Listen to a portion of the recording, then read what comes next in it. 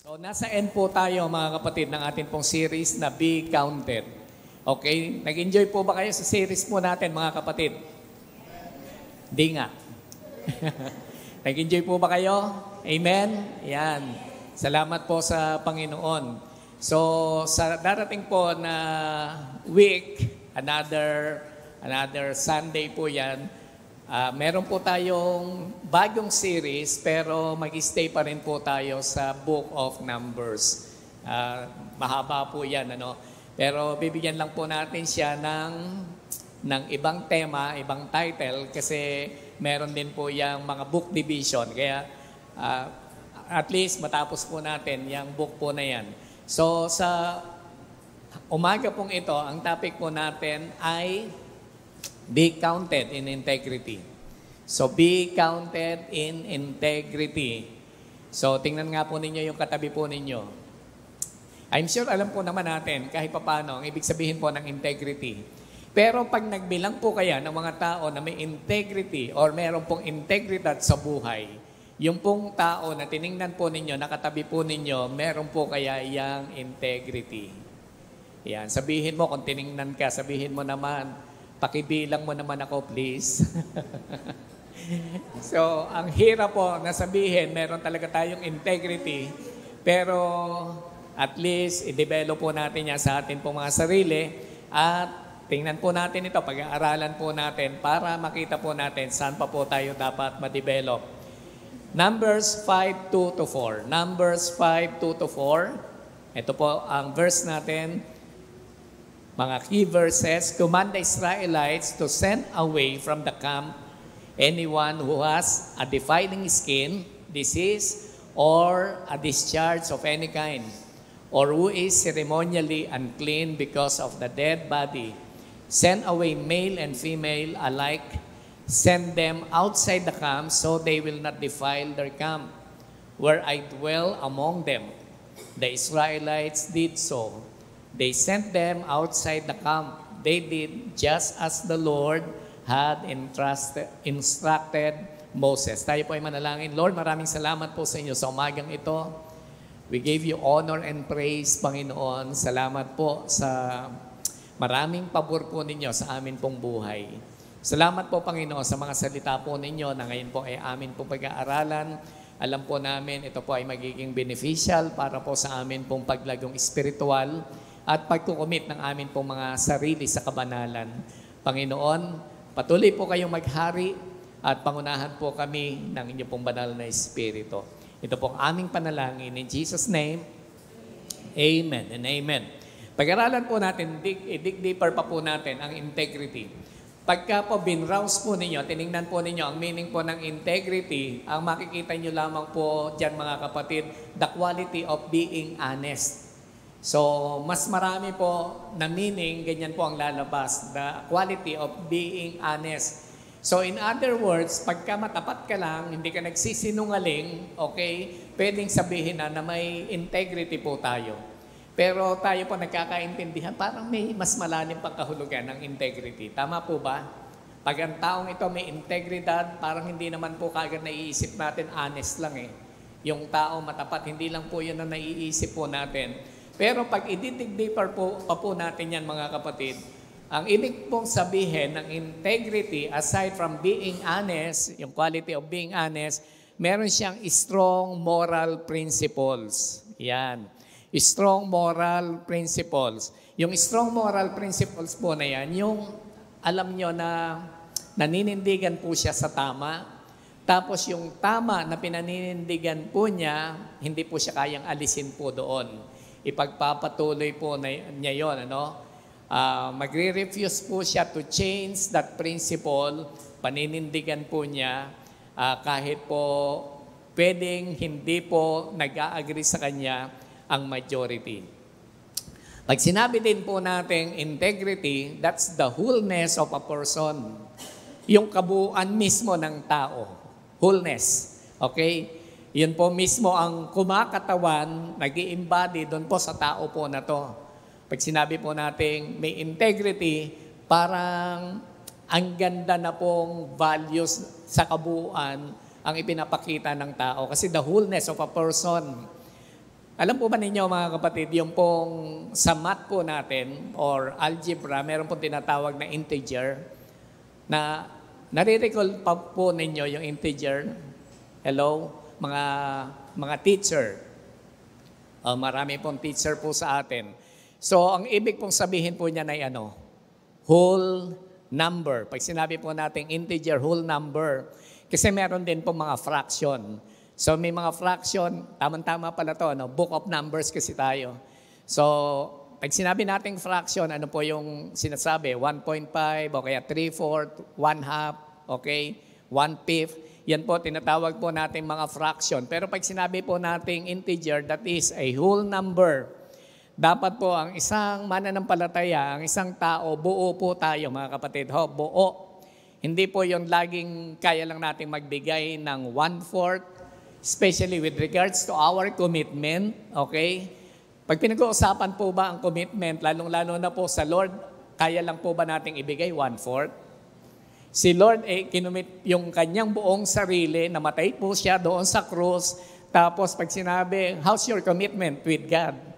At sabi natin, kaya ko lang talagang ibigay kay Lord ay 1/4 eh. Ano po ba mas maliit pa sa 1/4? So baka kuminsan talagang tuldok na lang ang kaya po nating ibigay sa Panginoon. Sabi po natin, it must be whole. Dapat po, buo po yan, mga kapatid.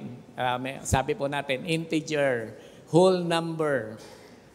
If you are whole, alam po ba ninyo mga kapatid na sa totoo lang, tayo po ay naging buo dahil po sa Panginoon. Can we say amen to that? Dati po, wasak-wasak po tayo no? Ako po, ang tingin po ninyo sa akin, kanina sabi, ang dami bumabate. Ito si John Lloyd, di ba? Gwapo ninyo, pastor, di ba? Pero sanay na rin naman ako na sinasabing gwapo ako. Yan. Parang pang-araw-araw ko na yan no? Pero, siyempre po mga kapatid, masasabi po natin na talagang dati sa buhay po natin, hindi naman po talaga tayo ganito. Marami rin po talaga tayong pinagdaanan at masasabi ko po, malibang nadagdag ang Panginoon sa buhay natin at siya na po ang naging pinakasentro na buo po yung buhay po natin. So, yan po tinatawag po natin, that's the wholeness of a person. Kaya po kung nagbibigay po tayo ng love, nagbibigay po tayo ng commitment, okay? Dapat po, it must be whole. Dapat po, buo po yan. So, tingnan po natin, what does integrity looks like? Mas palalimin pa po natin ang sinasabi about integrity. What does integrity looks like? Number 1, physical and spiritual purity. Physical and spiritual purity. Basahin po natin ulit, mga kapatid. Yung verse na binasa po natin kanina, okay? Numbers 5:2-4. Command the Israelites to send away from the camp anyone who has a defiling skin disease. Okay? Ang Panginoon nag-utos po through Moses na sabi niya, palabasin lahat sa kampo yung merong mga defiling skin disease. Okay? Sana po wala naman tayo ditong skin disease. At palalabasin po natin. Ang sinasabi po dito mga kapatid, most likely, yung po may mga ketong. Okay? Bakit po? Kasi ang ketong po, pag pag-aaralan po natin ng Bible, ang may mga ketong, ceremonially, they are unclean. So, hindi po sila malinis according to their law. Tapos, yung po mga nagdi-discharge of any kind. Karamihan po dito mga babae. Diba, yung may monthly period, nag-discharge po tayo. Para po sa kanila, ceremonially unclean. So, sa kanila pong context po nung araw. Kaya kailangan pong palabasin po doon sa camp. Tapos, yun po mga nakahipo ng mga dead bodies. Okay?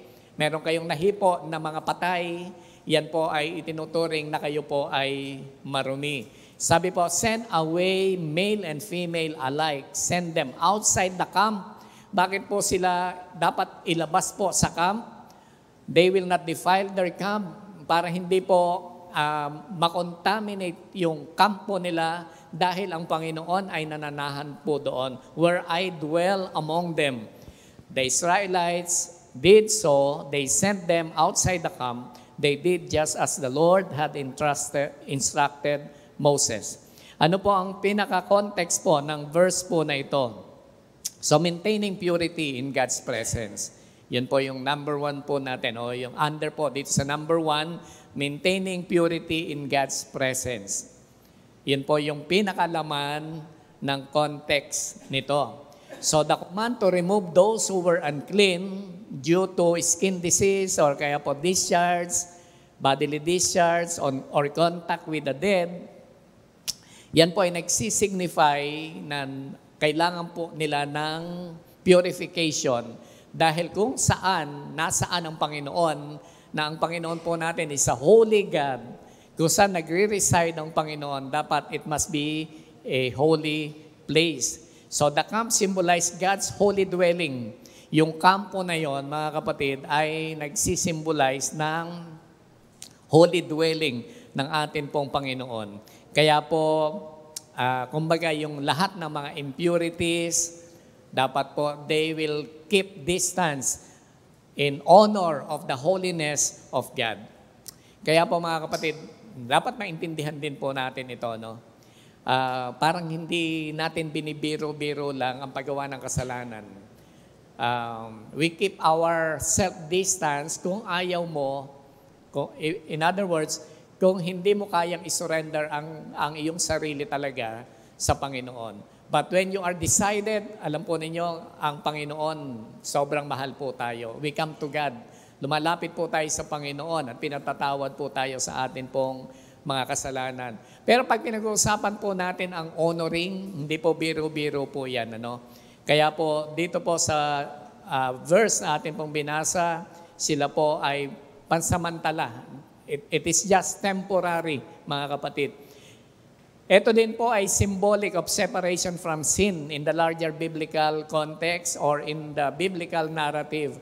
Kasi po yung uncleanness, kadalasan po yan talaga, and talaga pong sure na nakaka-apekto po yan sa atin pong relasyon sa atin pong Panginoon. So putting individuals outside the camp, ito po ay hindi nag-i-imply ng rejection or lack of compassion before God. Baka po mauwi na naman tayo sa usapan po ng Yahwistic and Jesusness. Kasi po pag sinabi natin Yahwistic, sabi ko nga sa iyo, ang lupit ni Lord. Oh. Nagdi-discharge ka lang, itinatapon ka na sa labas. So hindi po yan nag-i-imply ng rejection. Hindi po yan nag-i-imply na ikaw ay itinataboy ng Panginoon. Okay? Hindi po yan nagsasabi ng lack of compassion.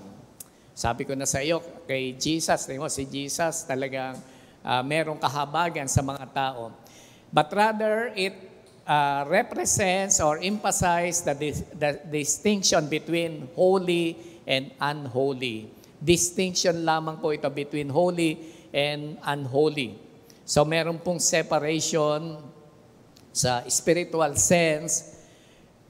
Actually, ito po yung masasabi po natin, it was fulfilled. Yung separation po na yan, it was fulfilled in the redemptive work of the Lord para maakay pong muli yung mga unholy, provided na sila po ay magsisisi at lalapit po sa Panginoon.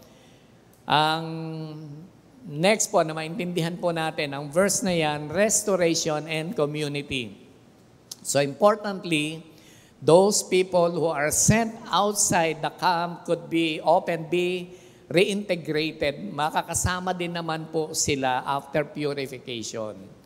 Halimbawa po, yung mga kababaihan, after po na matapos na po yung discharge po nila, or anuman pong discharge of any kind, so pwede na po silang ipasok ulit sa camp. Yung pong mga gumaling sa kanila pong mga ketong, yung gumaling po sa kanila pong skin disease, meron na po silang kalinisan, pwede rin pong pumasok po muli sa camp. So this separation was temporary. Ito po ay pinakikita lamang po, hina-highlight yung justice and mercy of God. Kumisa parang kinilala lang po natin si God na parang merciful, okay? Pero hindi po natin kinukonsider yung pong justice ng Panginoon. Alam po niyo, pag hindi po na-balance po ito, magkakaroon po tayo ng ibang pagtingin po sa Panginoon. Or pwedeng baliktad, ang kala na po natin si Lord, puro justice lang. Huwag kang magkakamali kay Lord, papaluin ka talaga niyan. Yan. Huwag kang magkakamali at huwag kang bara-bara kasi babatukan ka ni Lord. So parang ang pag-isipan natin, mga kapatid, ganyan, one side lang po yan ng character po ni God. Dapat po maintindihan po natin that He is a God of justice and He is a God of mercy. Ang Panginoon nagpaparusa, may hatol ang Panginoon, okay? Tinitimbang ng Panginoon ang ating kalagayan, but He is a God of mercy. Siya po ay isang Diyos na mahabagin. So, dahil po dito mga kapatid, pag malinis na po sila, the people could enter again, re-enter the community. Kapag sila po ay malinis na. So, it reflects God's ultimate desire for restoration. Sabihin nga po natin, restoration. So, yan po yung kailangang makita po ng Diyos sa atin. Tayo po ay nagiging malinis sa paglapit po natin sa Kanya. Okay? Siya po ang lumilinis po sa atin. And then, tayo po ay nare-restore. Nandun po yung purity. Nandun po yung magandang fellowship natin kay God at fellowship po natin among His people. So, for believers today, ito pong verse na to ay nagre-remind po sa atin ng seriousness of approaching God with reverence and maintaining spiritual purity. So when we approach God, mga kapatid, dapat po natin maintindihan that He is a holy God. He is holy God. At tayo po, iniingatan po natin ang atin pong sarili na tayo po ay madominahan ng uncleanness o karumihan. Ang pangalawa po natin ay confession and repentance. Yan, paghingi po ng pag-amin. Yan, pag-amin ng kasalanan at ganun din po yung pong pagtalikod sa kasalanan na ginawa. Numbers 5:5-7, the Lord said to Moses, "Say to the Israelites, any man or woman who wrongs another in any way, and so is unfaithful to the Lord is guilty and must confess the sin they have committed. They must make full restitution for the wrong they have done, and a fifth of the value to it, and give it all to the person they have wronged." Ano po ang meaning at ano po ang context, interpretation po ng verses po na ito? Merong confession of sin. Ito po ay instruction po ng Panginoon sa mga Israelita. They had to confess their sins openly na nire-recognize po nila yung kanilang kasalanan at yung kanila pong guilt. Okay?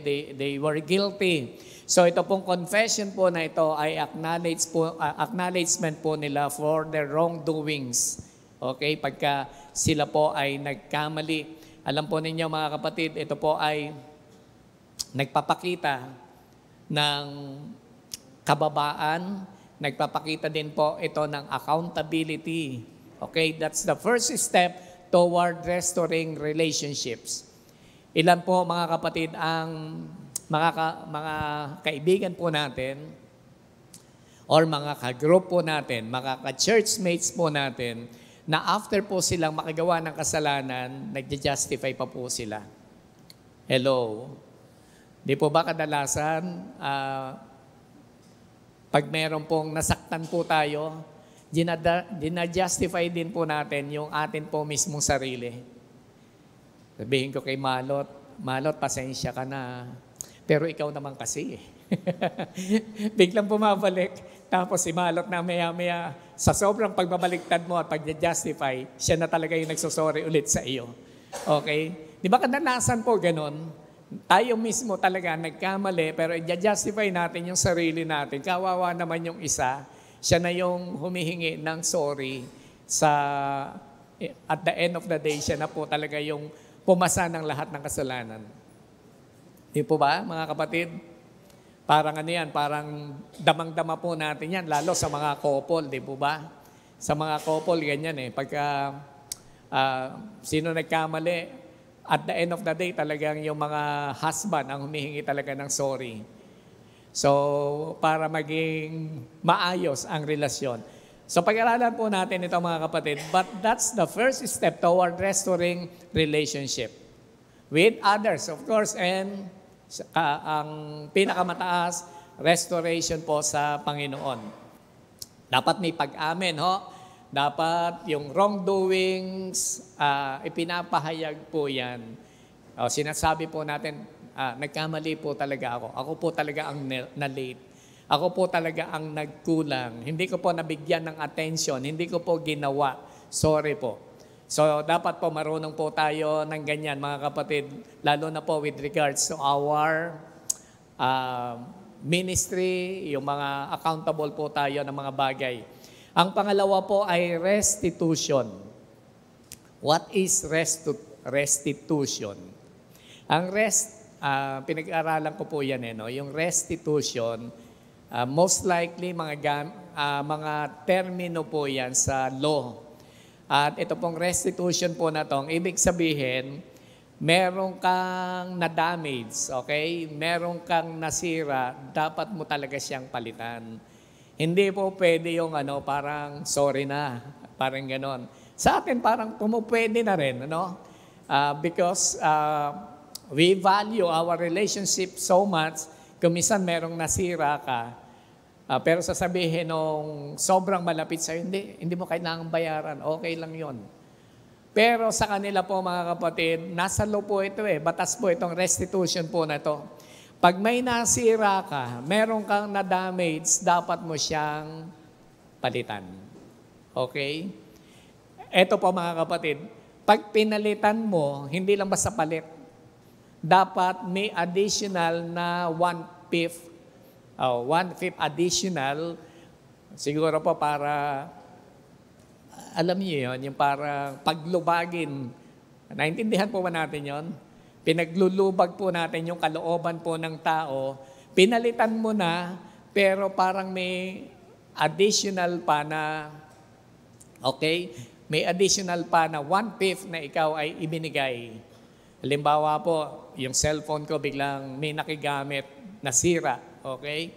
Dapat po ninyong palitan po yon. Yan po ang ibig sabihin. Pero pag pinalitan po ninyo, hindi lang basta pinalitan nyo ng brand new, baka kailangan nyo bigyan pa ako ng cake. Okay? So, dapat may ganon, no? May mga ganon talaga. Kasi 1/5 of the total damage na inyo pong ginawa, isasauli mo, okay? Ibabalik mo, pero may additional na 1/5. Ipauso po kaya natin dito yan, no? Yung medyo nagasgasan yung sasakyan ni Kuya Abe, di ba? Tapos, papagawa mo yan. O kaya, pag malaki, talaga yung papalitan mo na yan. Tapos, meron pang 1/5 na pampalubag loob. Dahil po doon sa, ano po bang tawag niya, Kuya Abe? Danyos. Danyos ang tawag po kasi doon, no? So, meron kang nagawa, na-create talaga na, tawag dyan, naging dahilan. Sabi ni Kuya Abe, araw-araw kong ginagamit yan Paano ngayon? Next week mo pa pala papalitan. Tama po ba? So ang tawag po doon, meron pang danyos kasi. Hindi lang basta pinalitan mo, gamit mo niya araw-araw, hindi siya makaalis.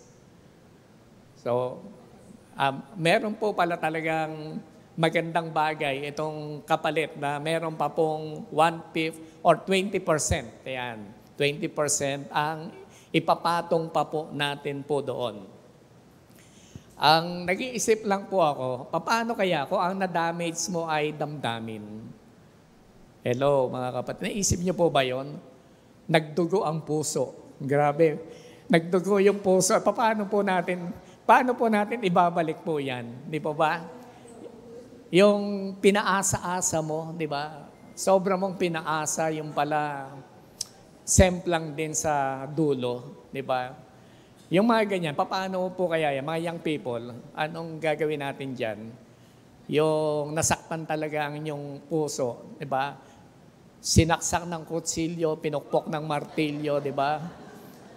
Binuhusan ng patis. Di ba? Parang wala naman sa kanta yun, no? Parang wala sa kanta. Pero paano po natin ibabalik?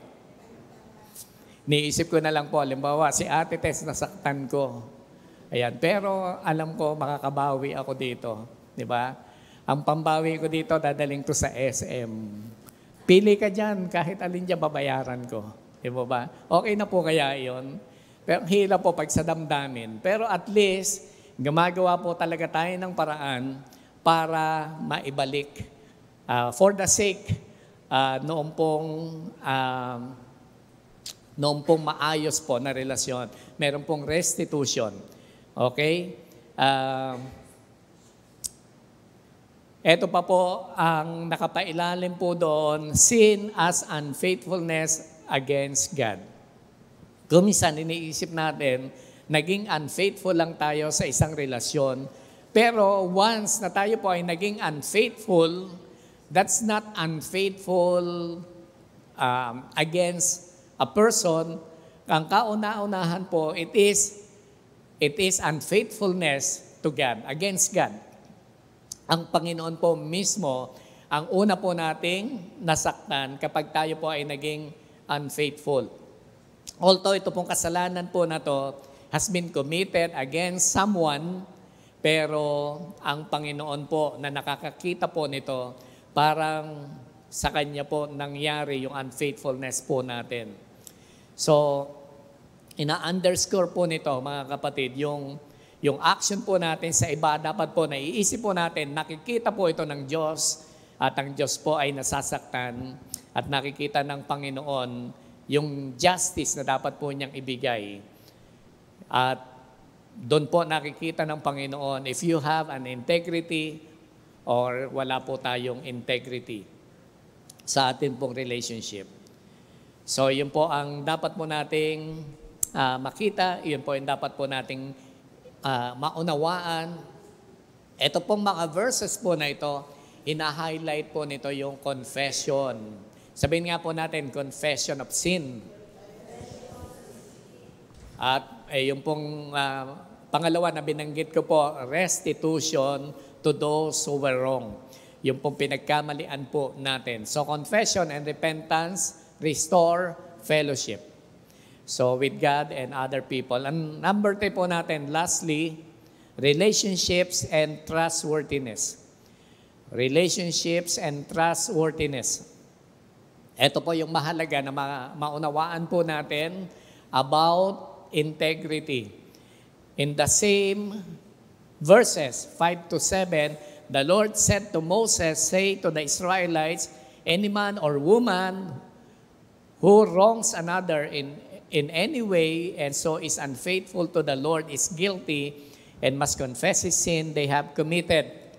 They must make full restitution for the wrong they have done and a fifth of the value to it and give it to the person they have wrong.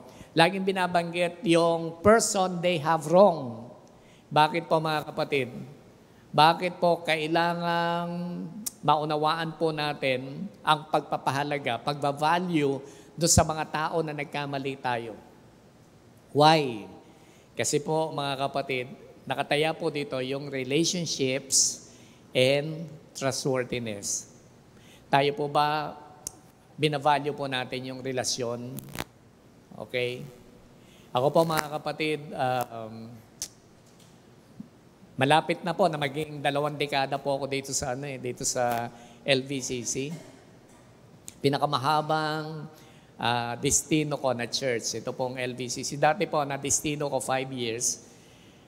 Pero iniisip ko po noon, pinakamahaba na po yon. Kasi during that time, ang mga pastor, tumatagal lang po ng minsan 1 year, 2 years, gano'n. Pinakamahaba na po yung 4. Kaya tumagal po ako sa interval ng 5 years, kala ko po yun na yung pinakamahaba. So sa tagal ko po dito, almost 2 decades, iniisip ko po, isa sa pinakamahalaga, we are family, And then, I cherish the relationship, I value relationships. Pinapahalagahan po talaga yan, mga kapatid. Alam mo, yung pamilya na talaga kayo. So, yung relationships and trustworthiness matter. Mahalaga po yan, mga kapatid.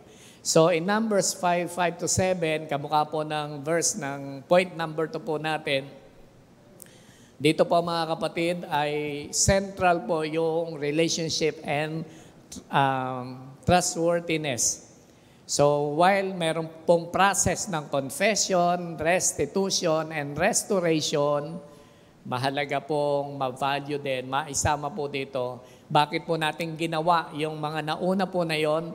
For the sake of relationships and trustworthiness. So, restoring broken relationships. Parang ano po yun no?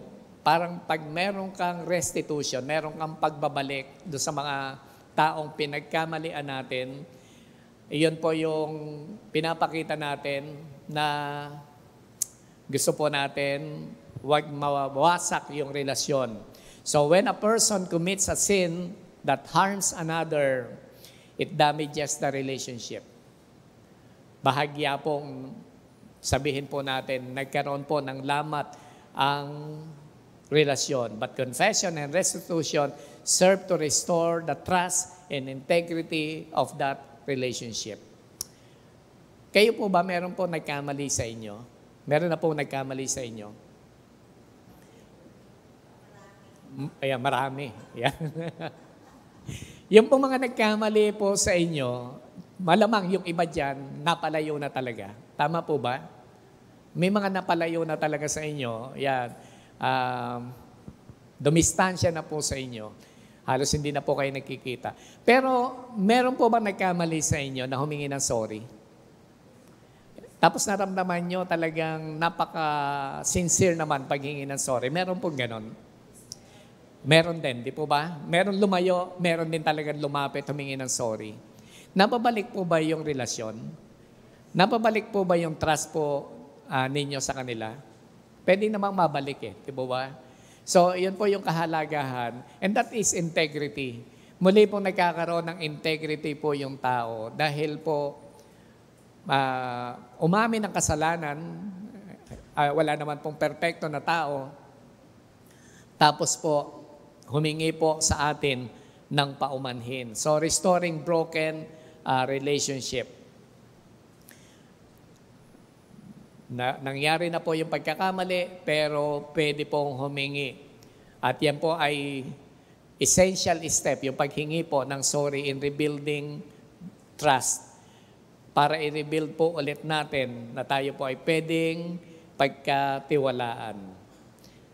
And next is trustworthiness through accountability. Trustworthiness through accountability. Trustworthiness is demonstrated when individuals take responsibility for their action. So, pagka po may ginagawa tayong action, ibig sabihin nun, we are accountable. Ayan. Hindi po talaga tayo pumapayag na wala lang. Okay? Yung parang hindi natin tatahiin, hindi natin papalitan, okay? Hindi natin tatagpian, anuman po yung nagawang pagkakamali, meron po talaga tayong hakbang na ginagawa. Kaya nga po kanina, nabanggit po natin yung 20% or yung pong 1/5 of the total damage na atin pong nagawa. Hindi lamang po basta isinettle po natin yan ng apology. Okay? Kadalasan po yan, meron po tayong ibinibigay. Mga kalalakihan, pag uuwi kayo ng gabi, alam niyo magagalit na yung wife ninyo. Anong ginagawa ninyo? Malamang meron kayong, para nakaganyan kayo pag uwi.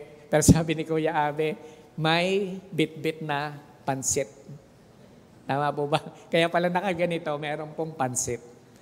Okay? Kasi alam natin, magagalit sila. Bakit ka late na umuwi? So, yung sinasabi po natin, we are accountable. So, if you want trustworthiness, gusto po ninyo mapagkatiwalaan, dapat accountable po tayo. Meron po tayong sensitivity sa mga ganyan. So pag nagkamali, hindi lang po apology, pwede po tayong gumawa ng action to affirm our seriousness para po humingi ng paumanhin do sa mga na-offend natin. And integrity in community. Okay? Pagka po ganito, yung mismong community nagpa-function po ng healthy relationship. Nababalik, hindi lamang po sa individual, yung community, tayo po as believers, na ibabalik po natin muli yung pagtitinginan ng mataas sa isa't isa. So ito pong mga talata pong ito mga kapatid, ay nagsasummarize, nagre-remind po sa atin what it means to uphold purity. Dapat po ina-uphold po natin ang purity. Dapat po pinapractice po natin ang confession and repentance. Kung gusto po natin na meron pong integrity, dapat namumuhay po tayo in holiness. Okay? So ito po ay challenge po sa atin na i-reflect po natin ang different areas of our lives and pursue purity. Meron pong kalinisan, meron pong kadalisayan ng buhay, confessing our sins with others, to others and to God. Okay? At yan po, nare-restore ang atin pong integrity as believer of the Lord Jesus Christ. So commit to living in a way that honors God. That is integrity. And strengthens the community around you.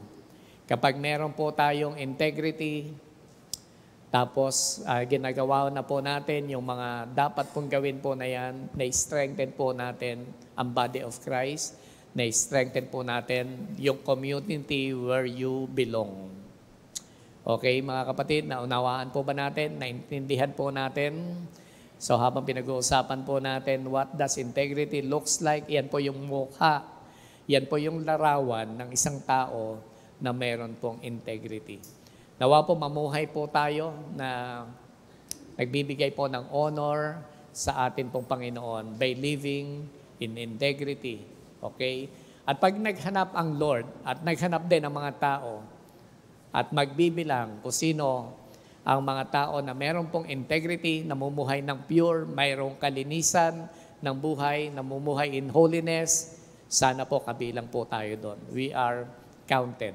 Tayo po ay kasamang nakabilang doon po sa merong ganong klase ng katangian. Tayo po mga kapatid ay tumayo, tayo po ay manalangin po sa atin pong Panginoon. Panginoon, maraming salamat po sa inyo sa umagang ito. Salamat po Panginoon sa inyo pong mga salita. Salamat po sa inyo pong pagtuturo. Salamat po Panginoon sa mga kaalaman pong muli na ibinibigay po ninyo sa amin, bunga po ng pagtuturo ng inyo pong mga salita. Tulungan niyo po kami, Panginoon, na makapamuhay, na nakapagbibigay po ng lugod po sa inyo. Meron pong integrity, nakakatayo po, Panginoon, sa harapan po ninyo at sa harapan po ng mga tao at nabibigyan ka po ng kapurihan. Salamat po, Panginoon, sa inyo. Ito pong aming panalangin. In Jesus' name, Amen and Amen.